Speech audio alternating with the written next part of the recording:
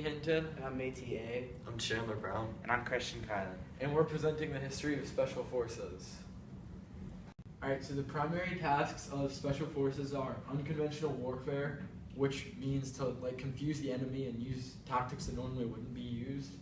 Foreign internal defense, which goes along with counterterrorism, which means to prevent the enemy from attacking and getting on our land. Special reconnaissance, so to find out what the enemy is doing and relay it to everyone else. And then direct action, to stop the threats before. As we just looked at in World War II, this was some of the gear that they wore. They wore hats and just regular clothing, which wasn't much protection. As we moved into the Korean War, they began to wear helmets down here and had a little bit more protection, but it still wasn't much. And then present day, we now have bulletproof armor, helmets, and a lot more high-tech guns and explosives. Examples of operations in the Korean War include the 8,240th Army Unit. The Special Forces lacked guerrilla warfare, so they created the 8,240th Army Unit to introduce unconventional warfare to the Korean War. The Army Unit 8,240 was credited with over 75,000 Korean captures.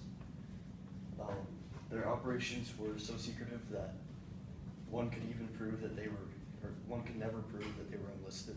Here are some pictures of the Korean War. This is a tank squadron, or they were known as armor units then. This is a mortar emplacement. As you can see, they fought very cold weather. This is a Marine in Korea. They were often undersupplied, but they still fought very hard. And if you notice in this picture, the rifles are very outdated to what we consider it as today. The Vietnam War lasted between 1954 and 1975. The most famous of the special forces in Vietnam were called the Green Berets. Their original mission was to use guerrilla warfare behind enemy lines. In one of the most daring missions in the Vietnam War, 100 soldiers under the command of Colonel Bull Simons launched a raid on the Son Tay prison to save 70 people. This is the list of the special forces that were used in Vietnam. The LRRPs, or the Long Range Reconnaissance Patrols, the Mike Force, or the Mobile Strike Force Command, the Tiger Force, Project Delta, the Military Assistance Command, Vietnam Studies and Observations Group, which that's the acronym for, and Raven FACs, which were SAF pilots. And they all shoot an Air Force, directed airstrikes from small aircrafts. Alright, so some of the pictures from the Vietnam War. In this one, you can tell that they were kind of undersupplied. Although they do have a military base, they don't look to be in the best health condition. In this picture, you can really understand the jungle that they had to fight in during Vietnam. And this didn't really work out for the U.S. very well, despite the fact that they did have special forces. The Vietnamese were much better using unconventional warfare tactics, which gave a lack of support from the Vietnam War due to the number of casualties. But it did make the U.S. soldiers very close because they had to stick by each other or else they would get killed in the jungle. So now we're going to talk about the Bin Laden raid.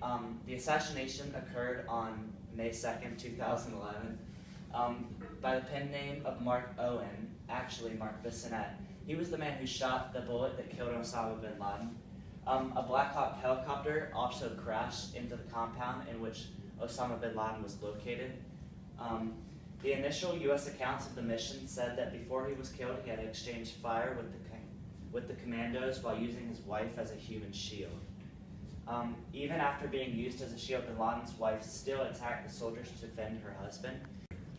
So picture up here is Mark Owen, the guy who killed Osama bin Laden. These are the Black Hawk helicopters, and this is SEAL Team 6, the team that killed Osama bin Laden. This is the city where he was killed, and this is the compound. So another famous Special Forces mission was the rescue of the Maersk Alabama, or you guys may know it by the movie Captain Phillips. It occurred on Wednesday, April 8th, 2009, which was when pirates caught a cargo ship and held Captain Richard Phillips hostage. The USS Bainbridge, which is a destroyer, was very close to this ship, so they arrived the next day to negotiate. Well, they managed to capture one of the 4 pirates on the ship, and they negotiated with him to try and convince the pirates to join them. So on April 11th, the pirates ran out of fuel and agreed to be towed by the Bainbridge around until negotiations ended. But on April 12th, the SEAL snipers were ordered to take the shots and kill the 3 remaining pirates, which would be very difficult because the destroyer was moving on the waves, while the cargo ships also moving on the waves, and the three snipers couldn't miss, because if they did, then Captain Phillips could have been killed. And despite all of that, Captain Phillips was unharmed, and all 3 pirates were killed. So here are a few of the pictures from the Maersk Alabama. This is Captain Richard Phillips with the ship that they held him hostage on. This is the original cargo ship, the Maersk Alabama, because this is one of the lifeboats that comes off. This is the actual pirate who survived and was sent to prison. Here the SEALs recovering the vessel, and this picture was from the movie. This is the man who portrayed one of the pirates. The Special Forces were responsible for the Abu Ghadia capture. On October 26, 2008, Abu Ghadia died in a helicopter raid led by the U.S. in the town of Sukaria. Abu Ghadia was a senior leader of Al-Qaeda's extensive network that funnels money and different military supplies into the country. Abu Ghadia was killed during the raid, and Syrian officials claim that 7 innocent civilians were killed and another 14 were injured. Okay, so this is a picture of Abu Ghadia, and this is another picture, or this is a picture of after the assassination where Syrian people are in outcry of the event. This is where the Special Forces landed, and this is a map of Syria where you can see where Abu Ghadia was killed. Forces changed a lot over time. For example, Special Forces have become a huge part of the U.S. Army because of their extensive training and experience. They've also been included in several wars. Most of what they do is secretive, so we may never be able to truly appreciate them. You'll never see different news agencies posting things about the actions of a Special Forces member. The SEALs and other groups are credited for the assassination of Osama bin Laden, the rescue of the Maersk Alabama, and the Abu Ghadia capture. So here the Night Stalkers are shown. They were the ones in the killing of Osama bin Laden. They fly helicopters and all the special forces flying units. The SEALs here, they work in sea, air, and land, hence the name. This is a picture of them in a boat and coming out of water. Here we have the Green Berets and the Delta Force. Although you're supposed to shave in the military, the Delta Force does not have to blend in with civilians. It's just one of the cool things that they have. And here you see them in action out in Afghanistan. Those who are in the Special Forces participate and get grueling physical and mental tasks that only a few can imagine. Our group looks up to their discipline and courage in the face of terrifying danger. As a group, we hold the utmost respect for our nation's Special Forces and the discipline they carry themselves with.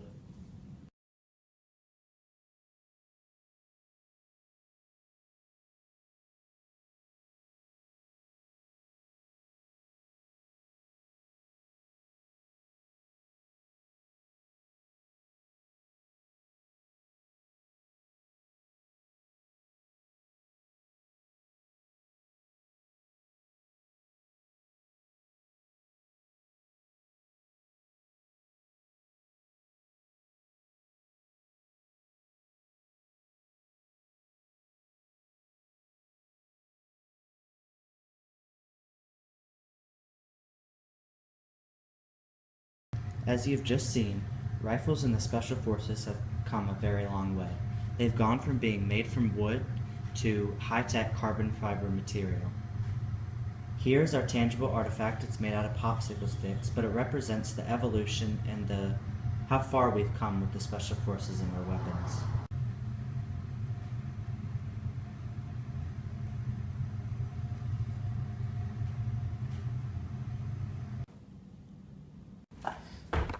Okay, Maytee, you just jumped on the camera. Can you see this? Get in, Maytee. Alright. Let's see. Maytee, get closer. Use tactics that normally wouldn't be used for an internal defense. special reconnaissance, direct stop. Examples you. Jeez, I can't. So some attempts that Was the man who shot the bullet they killed Miss. into the compound, which was one thing that could have hurt the mission very much, and fortunately